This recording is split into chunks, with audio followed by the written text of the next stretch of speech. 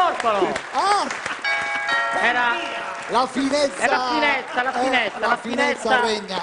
Chi è che ha suonato? Suona alla porta. No, no, c'è il bagno, dal bagno. Se sono che nel bagno adesso. Chi è? Ah.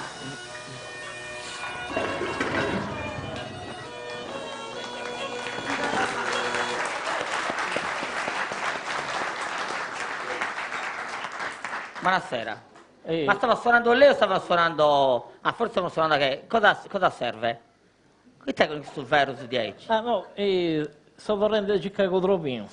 E lei va a cercare funghi con questo formicione? Oggi che avevo fretta, Come che va a di fretta? che ando a motosega.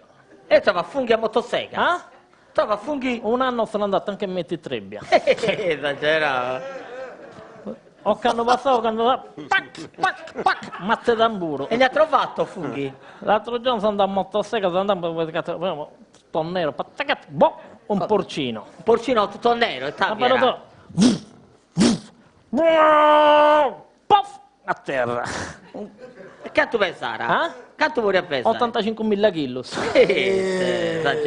Forse sta esagerando, eh? No. Ma un fungo così lei come lo cucina? No, lo porto a San Basilio a prendere sangue. E t'è?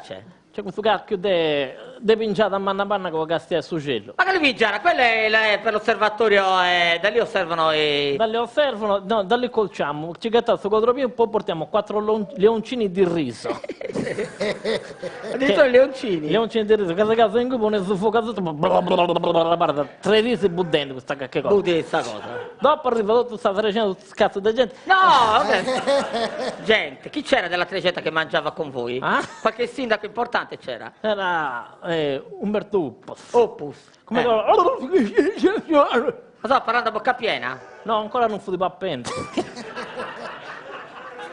Salutiamo Opus che ci guarda. Sì.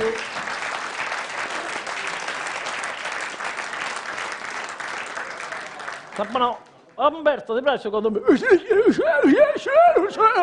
Santo Iacco. Per carità, Vabbè, cosa fai? Continua a cercare, ce ne porta. allora, mo andate a Mazza Tamburo e andate a casa. Stai attento con questa cosa, va Sandy, che non diseghi altra cosa. E questo che sei, che devo copo, mi dica. Arrivederci. Ci faccia una... se ne esca suonando. Con questa?